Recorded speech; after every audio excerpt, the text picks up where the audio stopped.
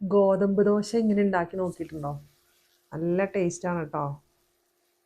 ഇതിൻ്റെ കൂട്ടത്തിൽ ചമ്മന്തിയോ അങ്ങനെ യാതൊരു സാധനങ്ങളും വേണ്ട. വെറുതെ കഴിക്കാം ചായയുടെ കൂടെ. സ്നാക്സ് ആയിട്ടും കഴിക്കാം, ബ്രേക്ക്ഫാസ്റ്റ് ആയിട്ടും കഴിക്കാം, ഡിന്നറായിട്ടും കഴിക്കാവുന്നൊരു സാധനമാണ് കേട്ടോ. അപ്പോൾ നമുക്ക് എങ്ങനെ ഉണ്ടാക്കണമെന്ന് നോക്കാം.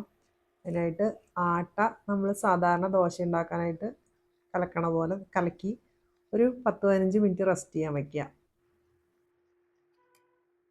ഉപ്പിട്ടിട്ട്. അപ്പോഴേ നമുക്കിവിടെ ബാറ്റർ റെഡിയാക്കി എടുക്കാം. ഇതിലേക്ക് ചേർക്കാനുള്ള ബാറ്റർ. അതിനായിട്ട് പാൻ അടുപ്പത്ത് വെച്ച് കടുക് പൊട്ടിച്ച് ഉഴുന്നുപരിപ്പിട്ട് കുറച്ച് തുവരപ്പരിപ്പാണ് ഇട്ടത്. കടലപ്പരിപ്പ് ഉണ്ടായിരുന്നില്ല കേട്ടോ, അതുകൊണ്ട് ഞാൻ തുവരപ്പരിപ്പാണ് ഇട്ടത്. കുറച്ച്, വളരെ ക്വാണ്ടിറ്റി കുറച്ചിട്ടാൽ മതി. അതിലേക്ക് സവാളയും ഒരു